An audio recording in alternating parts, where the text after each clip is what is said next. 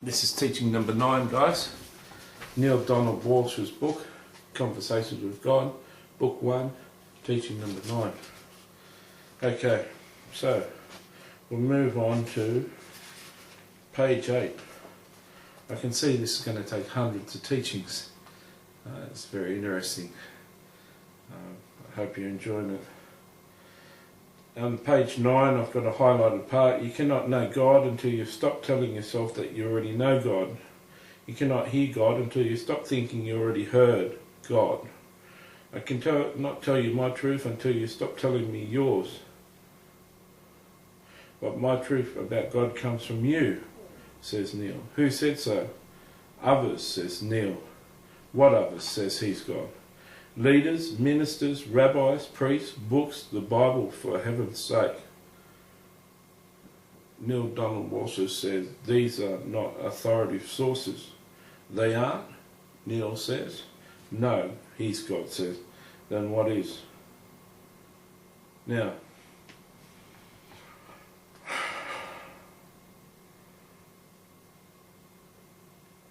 this is nothing short of wickedness. Sorry, I'm just going to adjust the camera here for a sec. This paragraph, page 8,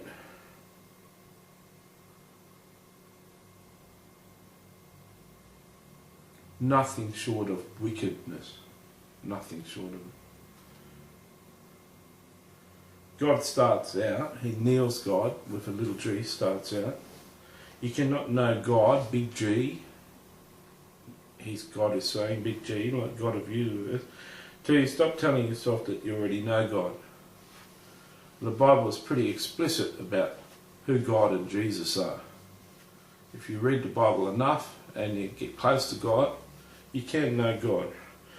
But he's God, here says, Neale's God says, you can't know God until you stop thinking that you know him.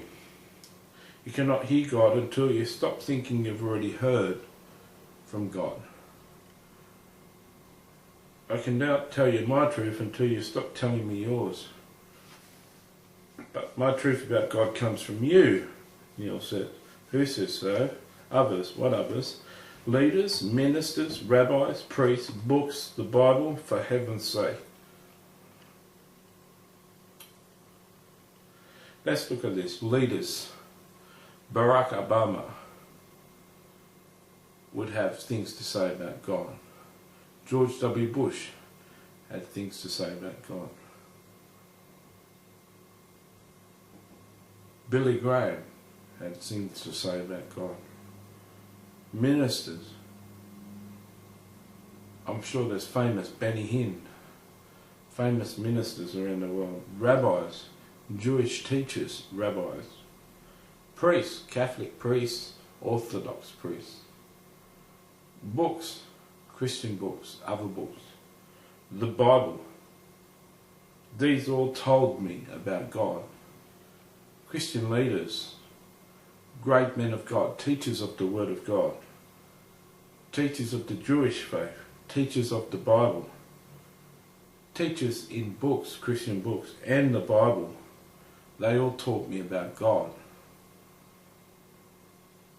And Neale Donald Walsch's God says, these are not authoritative sources. I have to say to you guys,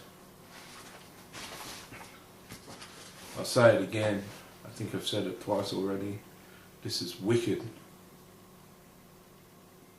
Who does this God think he is, speaking in this book? How dare he say the Bible is an authoritative source? Let him name one thing said in the Bible that wasn't proven to be true. Do you know what? They're excavating all through the Middle East. They're digging up towns that they doubted existed as the Bible said they existed. They're finding towns where they're meant to be, thousands of years old. They're in the Bible.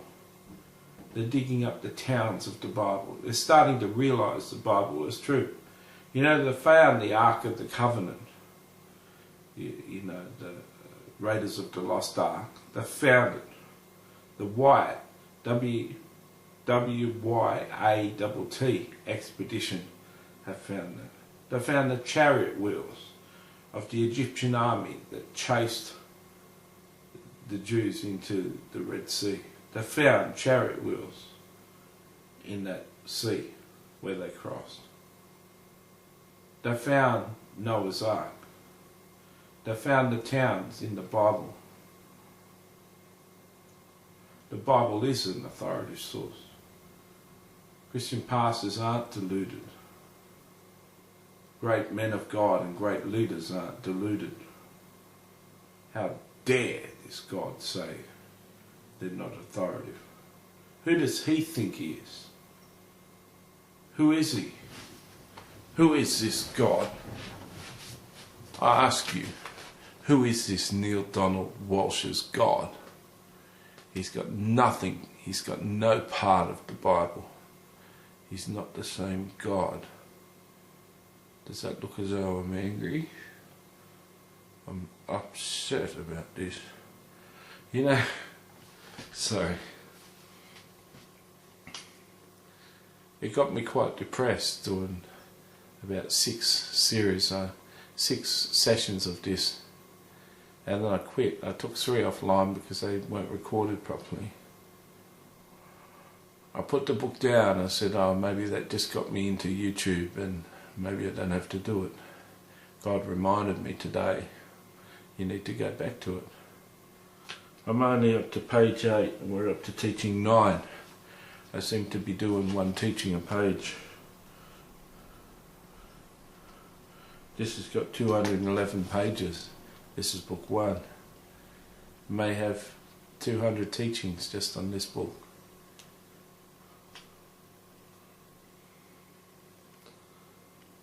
Neale asked them, what is authority? Listen to your feelings, listen to your highest thoughts, listen to your experience. Whenever any one of those differ from what you've been told by your teachers or reading your books, forget the words. Words are the least reliable purveyor of truth.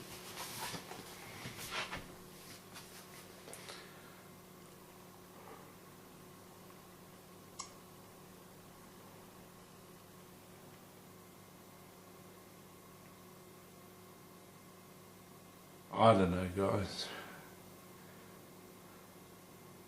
We use words all the time.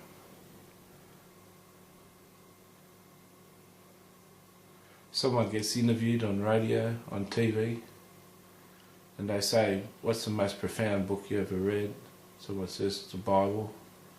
I can't get to the bottom of the Bible, it's just so full of truth. It keeps on changing me day from day to day to day to day. And the interviewer says, that's amazing coming from you. So what are some of the fundamental teachings in the Bible that have influenced your life? And he goes on for another half an hour, listing 5 things that really touched him, 5 verses. I don't know about you, but those words melt my heart.